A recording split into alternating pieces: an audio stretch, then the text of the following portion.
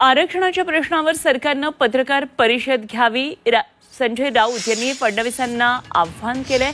तर मराठा ओबीसी आरक्षणाबाबत महाराष्ट्रात गोंधळाची परिस्थिती असल्याचं राऊत म्हणाले. राऊतांनी पत्राचाळीवर पत्रकार परिषद घ्यावी, पत्राचाळीमध्ये घोटाळा कसा केला हे आधी राऊतांनी सांगावं, असं नवनाथ बन यांनी राऊतांना प्रत्युत्तर दिलं.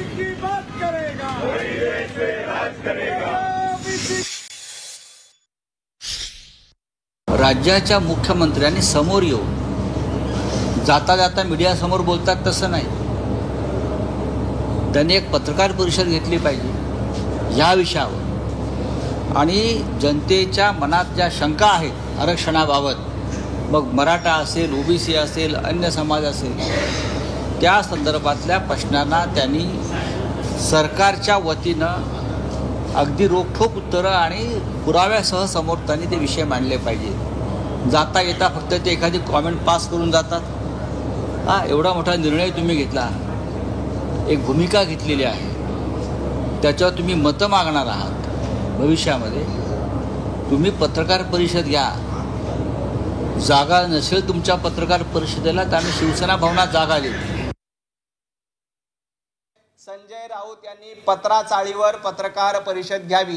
कशा पद्धतीनं पत्राचाळीमध्ये मराठी माणसाला बेघर करण्याचं काम, मराठी माणसाचं हक्काचं घर हिसकावून घेण्याचं पाप संजय राऊत यांनी केलंय हे महाराष्ट्राला कळेल. पत्राचाळीमध्ये कशा पद्धतीनं घोटाळा झाला आणि या पत्राचाळीच्या घोटाळ्यामध्ये संजय राऊत यांना 100 दिवस तुरुंगात जाऊन बसावं लागलं.